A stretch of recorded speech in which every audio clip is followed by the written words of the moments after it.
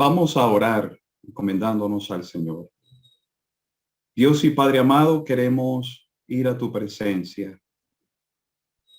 Deseamos darte las gracias por tu amado Hijo, porque Él vino para llevar a cabo la obra de la redención y Él resucitó al tercer día. Él vive. Te damos las gracias porque Él está sentado en alta majestad.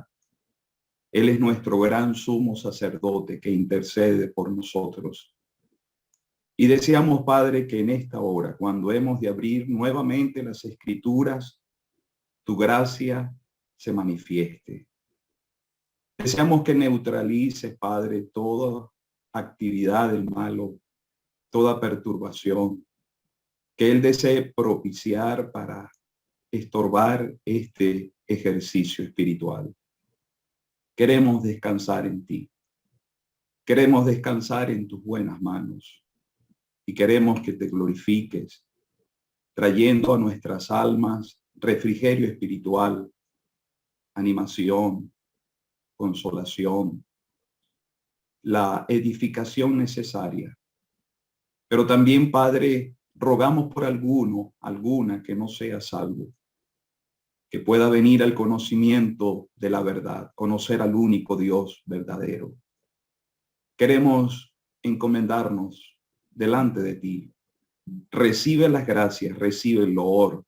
Te las damos, Padre, en el nombre del Señor Jesucristo. Amén.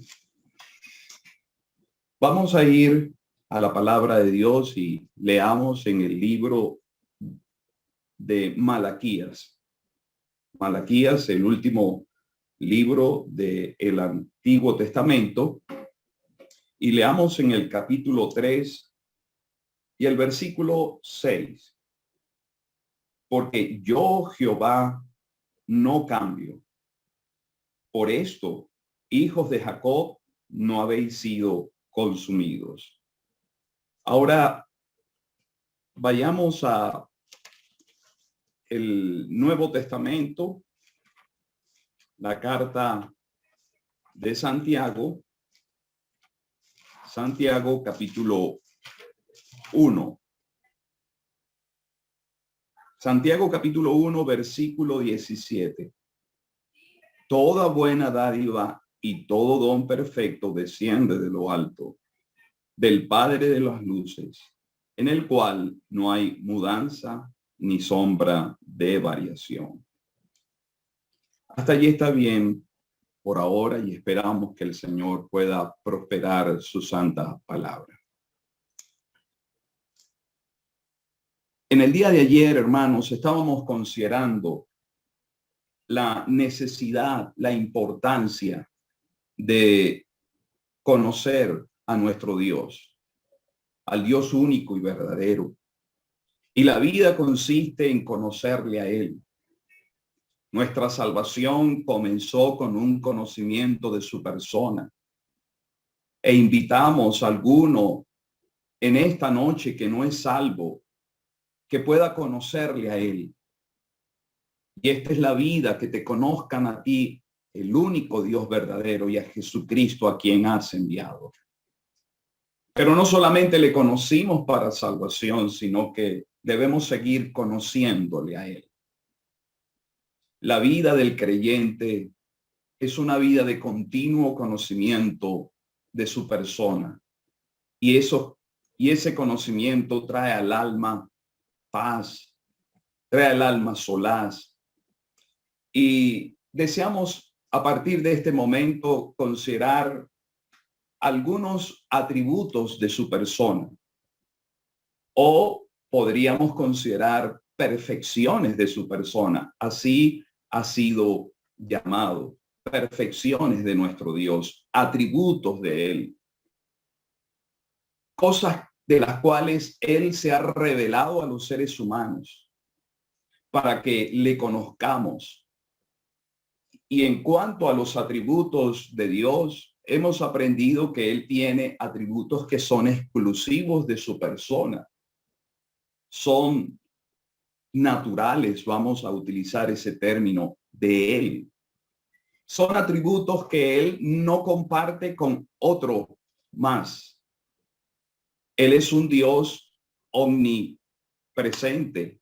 Eso es exclusivo de su persona. Él es omnipotente. Él es un Dios que tiene atributos que no son comunicables con otro ser. Pero en cuanto a otros atributos que él posee, sí son comunicables para los seres humanos, como su amor, su bondad. Entonces tenemos a un Dios que tiene atributos que le distinguen a él. Un Dios que tiene atributos que son exclusivos de su persona, que ningún ser los posee. Vuelvo a insistir, son atributos incomunicables. Pero hay atributos de él que sí ha comunicado con los seres humanos, como su amor, su bondad, su misericordia, su santidad. En esta noche quisiera considerar un atributo muy precioso de nuestro Dios, como es su inmutabilidad. Cuando hablamos de que Dios es inmutable, estamos indicando de que Dios no cambia. Siempre es el mismo. Jesucristo es el mismo ayer, hoy y por los siglos. Él no cambia. Los seres humanos cambiamos todo el tiempo y en todos los sentidos. El ser humano cambia físicamente. De niño, de la cuna a la tumba, hay una serie de cambios en el ser humano. Hay cambios en este planeta Tierra. En toda la historia de la humanidad siempre vemos que hay muchos cambios. Y los cambios pueden ser para mejor o para peor. Pero Dios es el mismo. Es un atributo muy precioso. Él es el mismo. Nosotros cambiamos, como ya hemos indicado, y hay tres razones básicas por qué cambiamos. Porque podemos mejorar. Hay cambios para mejor. El ser humano va mejorando. Hay cambios donde se incluye el deterioro. Nosotros también cambiamos y nos vamos deteriorando físicamente hablando. Y hay cosas que existen y que con el tiempo el deterioro se manifiesta. Pero hay cambios que vienen por presiones externas. Pero nuestro Dios, hermanos, no cambia para mejor, porque Él es el mismo. No se deteriora, porque Él es el mismo. No hay presiones externas, porque Él no puede ser alterado por nada ni por nadie. Nuestro Dios es inmutable, hermanos. Y es una preciosa verdad. Pero en el caso del creyente, el creyente sufre cambios espirituales que son positivos.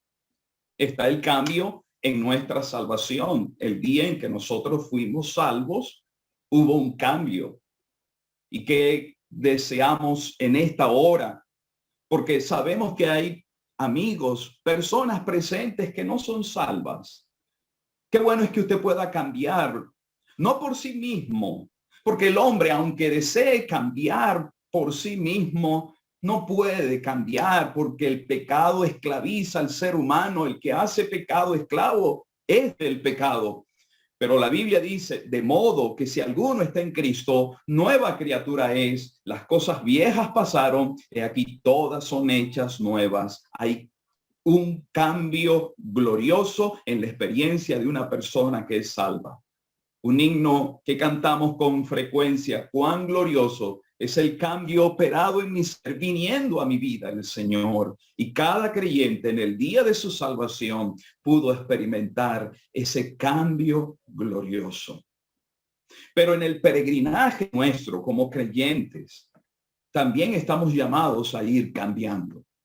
Hay un pasaje que leemos en 2 de Corintios que Capítulo 3, versículo 18 dice: por tanto, nosotros todos, mirando a cara descubierta como en un espejo la gloria del Señor, somos transformados de gloria en gloria en la misma imagen como por el Espíritu del Señor. El creyente debe cambiar en cuanto a su salvación. Tiene que haber cambios. Si hay salvación, hay cambios, y el creyente debe cambiar en su santificación. Es transformado de gloria en gloria. Y en nuestra glorificación, hermanos, vamos a cambiar. Porque en un momento, en un abrir y cerrar de ojos a la final trompeta, porque se tocará la trompeta, los muertos en Cristo serán resucitados incorruptibles y nosotros seremos transformados. Hay cambios, hermanos. Va a llegar el día cuando este cuerpo mortal se va a vestir de inmortalidad. Los que están sembrados en el cementerio, lo corruptible se vestirá de incorrupción, y este cuerpo de humillación será un cuerpo semejante al cuerpo de la gloria suya. Hay cambios gloriosos, pero vuelvo a insistir con este atributo: Dios es inmutable. Y quisiera pensar rápidamente en 5 cosas que, si Dios es inmutable, esas 5 cosas caracterizan a ese Dios que es inmutable, que no cambia, que no varía. Y una primera cosa es su personalidad. Él no cambia. Es un Dios que es predecible. Sus actuaciones siempre van a ser cónsonas con su carácter. Vuelvo a insistir, Dios no va a mejorar, hablando con toda reverencia, porque estamos tocando un océano donde nosotros solamente podemos llegar a los bordes, a la orilla de ese océano. Es lo que tenemos revelado en su palabra, y yo confieso que me encuentro muy pequeño para hablar de esos atributos, que lo que conocemos es porque Él lo ha revelado. Se ha dignado a revelarnos para nosotros. Y hemos leído en Malaquías: porque yo, Jehová, no cambio. Por esto, hijos de Jacob, no habéis sido consumidos.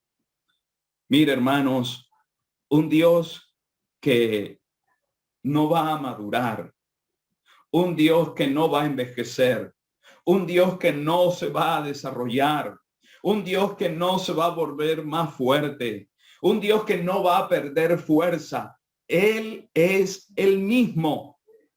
Es una preciosa verdad, hermanos. Su personalidad no cambia. ¿Verdad que nosotros a veces, cuando por lo menos nuestros hijos, muchas veces ellos están dándose cuenta de que no es el momento de hablar con papá?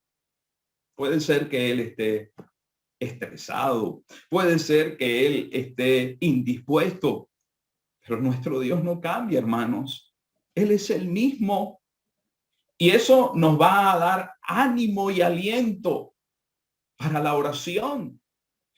En mis angustias me ayuda Jesús, hermanos. Él puede atender a cada creyente, y es el mismo en su trato. No va a variar, no va a cambiar. Y quisiera hacer un paréntesis, porque puede alguno que está objetando la palabra de Dios, puede alguno que está buscando como un detective contradicciones en la palabra de Dios, aparentes contradicciones. ¿Por qué debo decir eso? Son aparentes contradicciones, y esas contradicciones están en nuestra cabeza, no están en la palabra de Dios, y menos en el Dios de su palabra.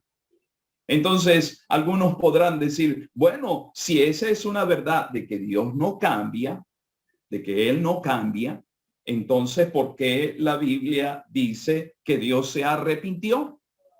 Se arrepintió de haber hecho al hombre.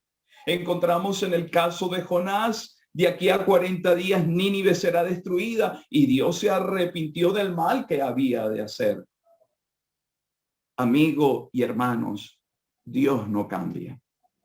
Pero Él no es estático. Si el hombre toma la actitud que Dios ha señalado, entonces Dios va a proceder en la actitud que Él está invitando al hombre. Y un pasaje muy, para mí, precioso que ilustra esta verdad es el versículo 7 de Malaquías, porque el versículo 6 dice, Dios no cambia, Él es inmutable, pero el versículo 7 dice, desde los días de vuestros padres os habéis apartado de mis leyes y no las guardaste. Volveos a mí y yo me volveré a vosotros. Dios está esperando que el hombre cambie su actitud. Dios es un Dios inmutable. Y si el hombre cambia de su actitud, entonces él va a actuar de la manera que él ha señalado. Si un alma se arrepiente de sus pecados, porque el que no ha creído está condenado, pero Dios cambia cuando el hombre cambia su actitud. Entonces su personalidad es inmutable, su palabra es inmutable. Y por razones del tiempo, les invito a que ustedes puedan leer posteriormente el Salmo 119, versículo 89. Dice, para siempre, oh Jehová, permanece tu palabra en los cielos. En el versículo 152, hace ya mucho que he entendido tus testimonios, que para siempre los has establecido. Isaías 40, versículo 8 dice, séquese la hierba, marchítese la flor, mas la palabra de Dios permanece para siempre. Hermanos, la personalidad de Dios no cambia. Él es el mismo y su palabra también es la misma de ayer, la misma de hoy, y será la palabra que permanece para siempre. Digo esto, y esto es sumamente importante, porque estamos viviendo en un tiempo cuando todo se quiere cuestionar y cuando se quiere señalar de que debemos cambiar nosotros, debemos cambiar lo que la palabra de Dios dice y adaptarla a nuestros tiempos. Es decir, debemos adaptar la palabra de Dios a nuestros tiempos. Un momento, debemos tener mucho cuidado, porque la palabra de Dios permanece para siempre. Lo que Dios nos ha dicho, eso es estable, eso es firme y aplica para cada asamblea. Su palabra es inmutable, porque es un Dios inmutable y el autor de este sagrado libro es inmutable. Su palabra es eterna, su palabra permanece para siempre y estamos llamados a aplicar estas verdades a nuestros tiempos. La palabra de Dios rebasa culturas, rebasa fronteras. La palabra que leemos aquí, las escrituras que abro en este momento, las puedo abrir con toda confianza en la China, en cualquier lugar, porque no hay una Biblia para los chinos, no hay una Biblia para los venezolanos, ni para los colombianos, ni para cada nacionalidad. La palabra de Dios es la misma, es eterna. Su palabra es inmutable para siempre. Oh Jehová, permanece tu palabra. Y estamos llamados, hermanos, a interpretar las escrituras y aplicar esos principios para cada asamblea, para cada familia, para cada vida. La palabra de Dios permanece para siempre. Pero en ese orden de ideas, no solamente su personalidad es inmutable, su palabra es inmutable, sus promesas son inmutables. Hermanos, la palabra de Dios está llena de preciosas promesas, como dice el apóstol Pedro. Son promesas fieles, son promesas grandes, son promesas muy preciosas. Yo no puedo precisar realmente cuántas hay. Algunos hablan de 1,800 promesas, pero sería temerario dar esa cifra. Pero leí hace años en un devocional que en el peregrinaje del creyente, en el camino del creyente, es imposible dar un paso sin que sus pies no pisen una de sus promesas. Hermanos, la Biblia está llena de preciosas promesas. y esas promesas se van a cumplir. ¿Verdad que nosotros prometemos y a veces tenemos que confesar que no podemos cumplir con lo que prometemos?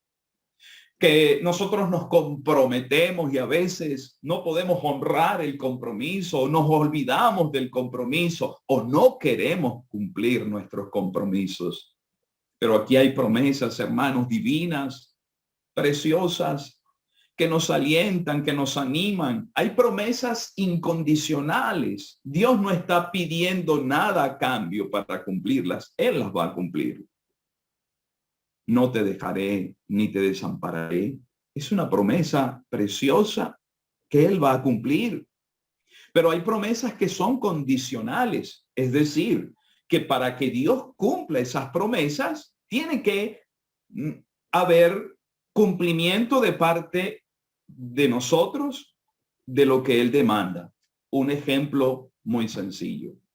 Una promesa condicional es donde están 2 o 3 congregados en mi nombre, ahí estoy yo en medio de ellos. Usted se fija de la condición.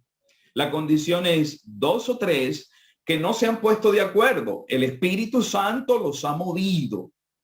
El Espíritu Santo los ha llevado a un lugar. Hay una reunión de personas que han sido salvadas y movidas por el Espíritu Santo.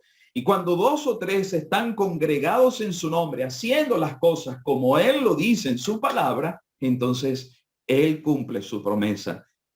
Yo estoy en medio de ellos. Pero hay promesas incondicionales, como ya la he señalado. La promesa de su venida. Él prometió volver.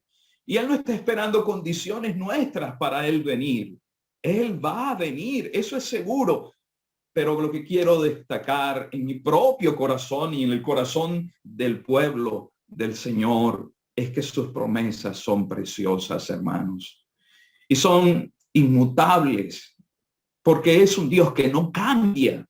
En medio de un mundo de cambios, en medio de una pandemia que nos tiene confinados y que nuevamente se levanta como un gigante para atemorizarnos, que nosotros descansemos en un Dios inmutable. Su personalidad es inmutable. Él no va a variar. Hermanos, hablando con toda reverencia, Él no va a estar indispuesto para mí cuando le busco en oración. No va a estar ocupado. No, Él no cambia. Inmutable.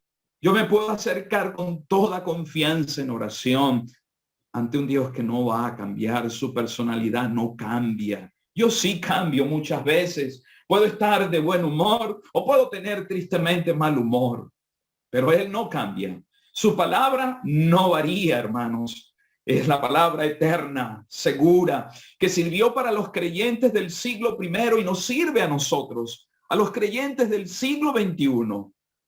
Sus promesas son inmutables.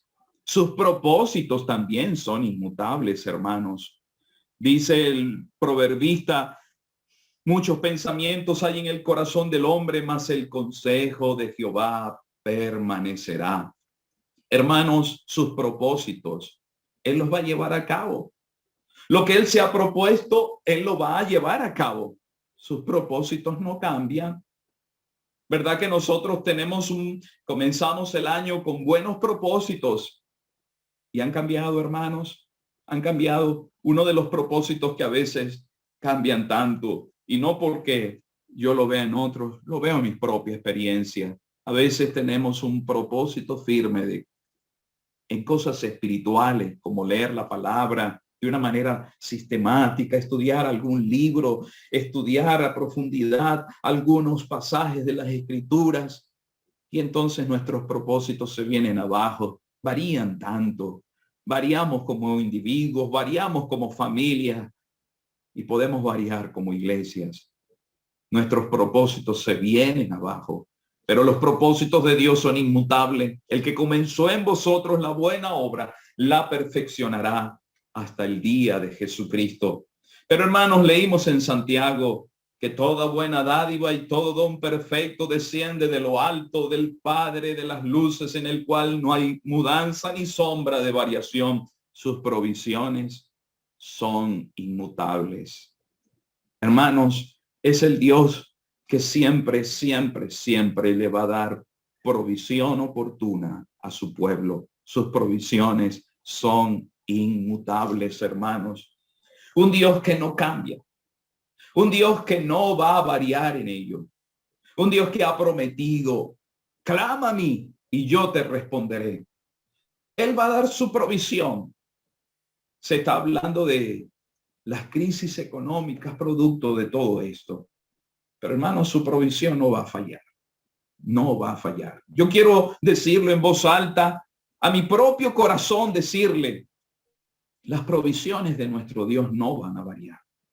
Es un Dios, hermanos, vuelvo a insistir, que no cambia. Y este atributo de su persona, su inmutabilidad, nos anima tanto, nos alienta tanto. Quiero terminar pensando en nuestros amigos que no son salvos, los que están presentes y no le conocen a Él, no saben quién es Él. Es un Dios majestuoso, maravilloso, digno de que le conozcas, que tengas la vida, que le llegues a conocer más. Y cuando le conozcas como Salvador, le vas a conocer como un Dios que no cambia, que está dispuesto a recibirte, que está dispuesto a abrirte los brazos, porque Él desea salvar. Pero escuche bien esto, Dios no cambia. Y Él ha dicho en su palabra que el que cree en el Hijo tiene vida eterna, pero el que rehúsa creer en el Hijo no verá la vida, sino que la ira de Dios está sobre él. En eso no va a cambiar. Eso es inmutable. Pero también esta palabra, este atributo de Dios, de su inmutabilidad, debe afectar al que no es salvo. Si usted ha estado oyendo esta verdad, debe afectarle esta verdad. Un Dios que no varía, que no va a cambiar, que no puede ser manipulado. Hablando con toda reverencia, algunos lo tratan como un abuelito tolerante. No, no, no. Dios no puede ser manipulado porque Dios no cambia. Pero en cuanto a un creyente frío, ¿será que en esta sala virtual, será que está alguna escuchando y está lejos de él como el pródigo? Hay un padre que te espera. Él no cambia. Cuando fallaste, cuando te alejaste, su amor no varió. Porque este atributo de su inmutabilidad, su amor es inmutable. Su amor es siempre eterno. Su amor siempre es un amor de espera. Te está esperando. Creyente, levántate. Levántate de donde te encuentras postrado. Te espera un Dios que no ha cambiado, no ha variado. Si un hijo se porta mal con su padre, a veces el padre puede cambiar y cambiar para mal. Pero nuestro Dios no varía. Disciplina, porque disciplina. Pero para nosotros como creyentes, ya hemos dicho, hermanos, los que estamos cerca de Él, así anhelamos estar cerca de Él. Los creyentes que estamos asociados a la asamblea, los creyentes que estamos procurando, porque reconocemos que procuramos agradarle a Él. Que este atributo, hermanos, nos recree, nos dé estabilidad en la vida cristiana. Que este atributo nos dé confianza. Que este atributo nos dé la expectativa de que Él viene, porque Él no cambia. Y hoy con gozo, antes de empezar la reunión, Tomás envió un himno que se cantó en el 2016 en la conferencia de Aroa. Hoy, ayer y por los siglos, Cristo permanece fiel. En el 2016 estábamos reunidos, me acuerdo cuando se cantó ese himno. Estábamos reunidos en Aroa. Se cantó con gozo ese himno. Hoy, ayer y por los siglos, Cristo permanece fiel. Cambios hay, mas siempre Él permanece fiel. Y pasaron 5 años. Estamos en el 2021. Y yo puedo cantar hoy con gozo. Hoy, ayer y por los siglos, Cristo permanece fiel. Vino la pandemia. Vinieron cambios. y dicen que el mundo no será igual, que hay cambios. Pero hermanos, cambios hay, mas Cristo permanece fiel. Que Él bendiga su palabra.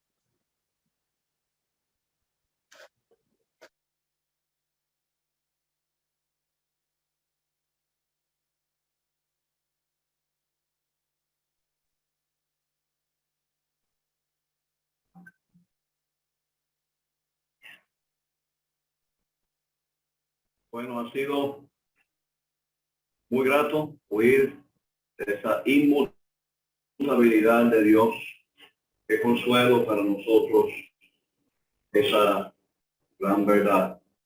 Quiero leer en Mateo capítulo 17, pasaje que habla de la transfiguración del Señor. Y el último versículo del capítulo 16,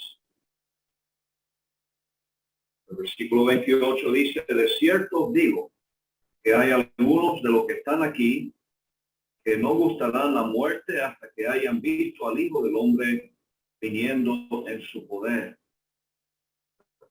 viniendo en su reino, perdón. 6 días después, Jesús tomó a Pedro, a Jacobo y a Juan su hermano, y los llevó aparte a un monte alto, y se transfiguró delante de ellos y resplandeció su rostro como el sol, y sus vestidos se hicieron blancos como la luz. He aquí les aparecieron Moisés y Elías hablando con él. Entonces Pedro dijo a Jesús: Señor, bueno es para nosotros que estemos aquí. Si quieres, hagamos aquí 3 enramadas, una para ti, otra para Moisés y otra para Elías. Mientras él aún hablaba, una nube de luz los cubrió, y he aquí una voz desde la nube que decía: este es mi Hijo amado, en quien tengo complacencia. A él oíd. Al oír esto, los discípulos se postraron sobre sus rostros y tuvieron gran temor. Entonces Jesús se acercó y los tocó y dijo: levantaos y no temáis. Y alzando ellos los ojos, a nadie vieron sino a Jesús solo. Haremos referencia a otras escrituras posiblemente, pero esperamos que el Señor bendiga esta porción tan preciosa de su santa palabra. Lo que vieron estos 3 discípulos fue un anticipo de ese reino venidero del Señor Jesucristo, su reinado de 1000 años y, por supuesto, continuando un reinado eterno. El escritor Marcos usa la expresión, o ahí el Señor habla de el reino de Dios venido con poder. Dios está sobre el trono. Eso no ha cambiado. Pero lo que no se ve en este mundo actualmente es el reino de Dios venido con poder. Pero eso se va a ver. Y estos 3 discípulos escogidos por el Señor tuvieron ese privilegio. Uno podría pensar en Jacobo. ¿Por qué el Señor escogió a Jacobo? Iba a ser el primer mártir de aquel grupo de apóstoles. Se podría preguntar, ¿vale la pena morir por Cristo? Cuando Jacobo enfrentó ese momento y la espada se levantaba sobre él para quitar su cabeza, él no tenía duda. Vale la pena morir por Cristo. Tanto Juan como Pedro iban a ser usados por Dios en exponer y defender la doctrina en cuanto al Señor Jesucristo y en cuanto a la iglesia. Entonces, lo que ellos vieron en esa ocasión también quedó impresionado en sus mentes y marcó sus escritos. Pedro en su segunda carta, él puede recordar de cómo el Señor Jesucristo recibió de Dios Padre honra y gloria. Él comenta que vimos con nuestros propios ojos su majestad. Fue enviada desde la magnífica gloria una voz que decía: este es mi Hijo amado, en el cual tengo complacencia. De manera que lo que él estaba enseñando y presentando en cuanto al reino venidero del Señor Jesucristo no era algo ficticio, era algo que él mismo había experimentado. Pero en cuanto a Juan, en su evangelio es muy obvio que él está recordando también esa ocasión cuando él dice en el capítulo 1 y el versículo 14, y aquel verbo fue hecho carne y habitó entre nosotros y vimos su gloria, gloria como del unigénito del Padre, lleno de gracia y de verdad. Quedó impreso en la mente y el corazón de Juan esa gloria muy particular del Señor Jesucristo. Habían otras manifestaciones de gloria, su rostro como el sol, sus vestidos como la luz, blancos como la luz. Aquella voz que habló desde el cielo. Todo esto era una gloria para el amado Hijo de Dios. Pero la gloria que impresionó al apóstol Juan, él dice, fue la gloria como del unigénito del Padre. El unigénito del Padre. Esa voz enviada desde el cielo quedó en su corazón marcado. Este es mi Hijo amado, en el cual tengo contentamiento. Decíamos anoche que queremos ver en este pasaje la contemplación del creyente. Realmente, ¿qué es lo que Dios el Padre quiere que nosotros contemplemos fijamente? Él quiere que nuestra mirada esté en su Hijo amado. En él ha encontrado y encuentra complacencia. Totalmente satisfecho. Es su deleite contemplar a su Hijo amado en su obediencia perfecta hasta la muerte y muerte de cruz. Y él quiere que nosotros también estemos contemplándole a él. Entonces vamos a notar algunas escrituras donde la mirada del creyente y aún de los no salvados debe estar dirigida a Cristo, el Hijo de Dios.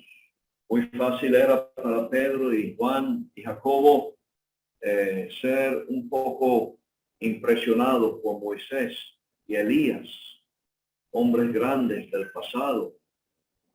Pero el Padre habló y cuando ellos recuperaron del temor, el gran temor que tuvieron, dice que vieron a Jesús solo. Qué bueno para nosotros tener la mirada en Jesús solo. Primero, para salvación. Ahí está la salvación. Ese es el Salvador. Ese es el que ha sido señalado por Dios para dar vida eterna a los que Él quiere. Y En relación a esto, Juan 5:40 dice así: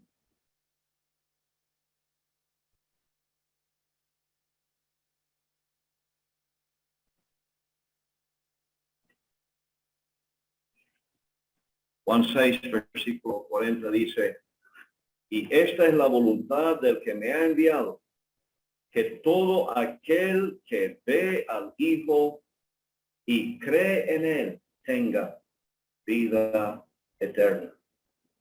Dios lo ha determinado así. Una mirada de fe al que ha muerto en la cruz, al que ha resucitado de entre los muertos, al que está sentado a la diestra de Dios, grande para salvar. Una mirada a él trae salvación. Si en nuestra reunión alguno todavía no tiene esa seguridad de ser salvo, ojalá que como Simeón, tomando en sus brazos aquel niño, pueda decir y dar gracias a Dios que han visto mis ojos tu salvación. Pero contemplando al Señor Jesucristo para la continuación de la carrera cristiana, y me refiero ahora a Gálatas capítulo 2 y versículo 20, donde lo dice el apóstol Pablo: con Cristo estoy juntamente crucificado, y ya no vivo yo, mas vive Cristo en mí. Y lo que ahora vivo en la carne, lo vivo en la fe del Hijo de Dios, el cual me amó y se entregó a sí mismo por mí. Tristemente, los creyentes en Galacia habían comenzado bien, una mirada de fe a Cristo, pero debido a falsos maestros, estaban ahora mirando a la ley de Moisés para continuar la vida cristiana. Un grave error que llenó de preocupación al apóstol Pablo. Comenzar y continuar la carrera cristiana depende de contemplar a Cristo. Lo que ahora vivo en la carne, estamos en la carne, estamos en un cuerpo igualmente malo que antes de creer. Tenemos esas malas tendencias en la fibra de nuestro ser. Por delante una carrera, y ¿qué nos puede permitir continuar con esa fidelidad, viviendo una vida santa, agradable a Dios? La fe del Hijo de Dios, es decir, la fe puesta en Él. Él es el autor y consumador de la fe. Qué fortaleza para el creyente, día tras día, contemplar al Hijo de Dios. En tercer lugar, contemplando al Hijo para la consolación, quiero referirme a lo que dijo el Señor en Juan capítulo 16 y el versículo 27. Él dice: pues el Padre mismo os ama, porque vosotros me habéis amado y habéis creído que yo salí de Dios. Estas enseñanzas están repletas de consolación para aquel pequeño grupo de discípulos, quienes habían oído de los labios del Señor que Él se iba. Qué tristeza, qué preocupación para ellos. Pero en estas enseñanzas están esas verdades que van a consolarles. Y no solamente verdades que les van a consolar, sino una persona que el Hijo de Dios va a rogar al Padre que envíe el Consolador para que esté con vosotros para siempre. Y aquí está algo muy especial, pues el Padre mismo os ama. Ese amor que con toda razón descansó sobre el Hijo amado y no cambia. Asombrosamente es el amor que también nos abraza a nosotros. El Padre mismo os ama porque vosotros me habéis amado. ¿Qué consuelo hay? Hermanos, el Señor oró al final del capítulo 17, pidió al Padre que el amor con que me has amado esté en ellos y yo en ellos. ¿Qué más podemos pedir para el consuelo que ser objeto de ese amor que el Padre tiene hacia su propio Hijo amado? Primera de Juan 1, versículo 3, nos va a mostrar la importancia de contemplar al Señor Jesucristo, el Hijo de Dios, para gozar de la comunión con Dios. Aquí, no sé si Juan está pensando otra vez de esa ocasión cuando él en aquel monte de la transfiguración contempló al Señor Jesucristo en su gloria. Él dice, lo que hemos visto con nuestros ojos, lo que hemos contemplado y palparon nuestras manos tocante al verbo de vida. Y en el versículo 3 él dice, lo que hemos visto y oído, eso os anunciamos, para que también vosotros tengáis comunión con nosotros. Y nuestra comunión verdaderamente es con el Padre y con su Hijo Jesucristo. Qué preciosa verdad. La figura muy gráfica de la comunión en la Biblia es una mesa a la cual están varias personas sentadas y todos están participando y disfrutando del mismo alimento sobre la mesa. Entonces, el Padre encuentra su complacencia, su delicia en su Hijo.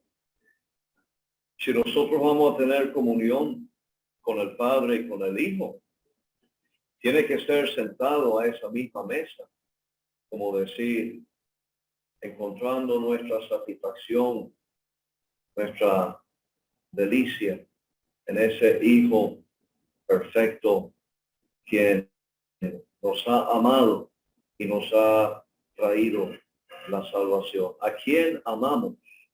Porque Él nos amó primero, contemplando al Hijo para disfrutar diariamente, continuamente de la comunión con el Padre y con el Hijo. Pero Romanos 8 y 32, contemplando al Hijo para la provisión, tanto espiritual, pero también material. Romanos 8, versículo 32, nos recuerda, el que no escatimó ni a su propio Hijo, sino que lo entregó por todos nosotros, ¿cómo no nos dará también con Él todas las cosas? Aquí hay una promesa, hermanos, una garantía de que las cosas que necesita el creyente, el Padre no se las va a negar. A veces nos parece que la necesidad es grande, pero recordemos, el que no escatimó ni a su propio hijo. No lo rehusó dar. Él ha dado lo más grande. Si él dio a su hijo, si no lo escatimó a él, el argumento es, ¿cómo no nos dará también con él todas las cosas? Nuestra necesidad es conocida por un padre quien ama a su hijo, el Señor Jesucristo, y también nos ama a nosotros. Y con toda confianza podemos confiar en él para la provisión diaria, como hemos estado viendo de nuestro hermano Rubén.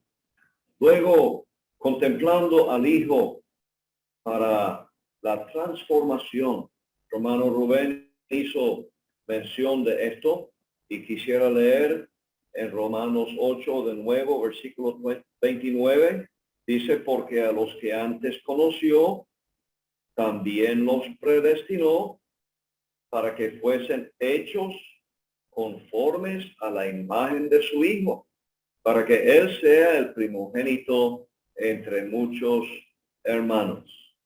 Aquí tenemos el objetivo de Dios, llenar el cielo con pecadores salvados por la gracia de Dios y conformados a la imagen de su Hijo. Cuán distintos somos a Él, ¿verdad? Pero ese es el propósito, como hemos oído, que Dios no va a fallar en llevar a cabo. Un día vamos a ser exactamente como Él, conformados a su imagen. Pero la escritura que citó don Rubén nos recuerda que aún antes de llegar a ese momento de ser transformados y conformados perfectamente a su imagen, podemos ser transformados de manera gradual, positivamente, paso a paso, por la contemplación del Señor Jesucristo en su palabra.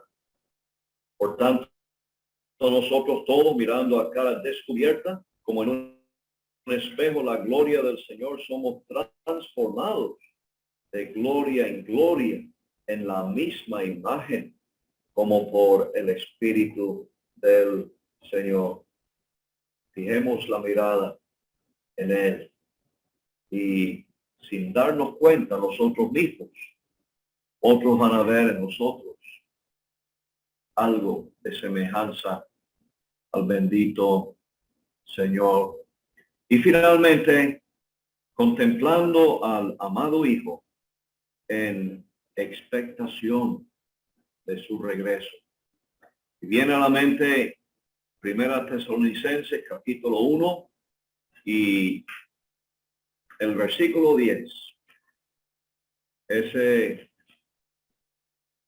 cambio que hubo en aquellos creyentes de Tesalónica. ¿Cómo os convertisteis de los ídolos a Dios para servir al Dios vivo y verdadero y esperar de los cielos a su Hijo, al cual resucitó de los muertos, a Jesús, quien nos libra de la ira venidera? Estos nuevos creyentes estaban a la expectativa del regreso del Hijo de Dios. Esperaban de los cielos a su Hijo. Va a ser grande ver al Señor en ese reino majestuoso, glorioso, ese reino eternal, todos sus enemigos bajo sus pies y todos honrándole y glorificándole a Él. Pero lo que conocemos al Señor como nuestro Salvador personal, estamos anhelando en nuestro ser ver a ese amado Hijo, quien mostró el amor del Padre y su propio amor para con nosotros en morir por nuestros pecados y que ha resucitado de los muertos. El Señor nos ayude a contemplarle a Él y estar a la expectativa de su pronto regreso. Vamos a encomendarnos al Señor en oración. Dios nuestro Padre, queremos darte gracias por lo que hemos oído de la inmutabilidad de Dios, de su personalidad, de su palabra, sus promesas, sus propósitos incambiables. Y pedimos que esto sea de aliento para nuestros corazones en tiempos difíciles que nos ha tocado vivir. Y damos gracias, oh Dios, que por las Escrituras podemos contemplar diariamente al amado Hijo de Dios, aquel en quien tú encuentras tu complacencia. Haz que nuestro amor a Él crezca, nuestro conocimiento de Él vaya creciendo y esto deje una marca en nuestras vidas, nuestro testimonio para Dios. Rogamos, oh Dios, por todo tu amado pueblo conectado a la plataforma y tú conoces la necesidad de cada uno de ellos. Todos tenemos preocupaciones y principalmente tenemos familiares no salvados, por lo cuales sí oramos y anhelamos ver tu respuesta en oración. Rogamos que sigas ayudando en estas reuniones, permitiendo que noche tras noche podamos aprender de tu palabra y también el propósito de las conferencias en esta misma plataforma, que sean de bendición para muchos de tu amado pueblo. Y lo pedimos todo dándote nuestras gracias en el nombre de nuestro Señor Jesucristo. Amén.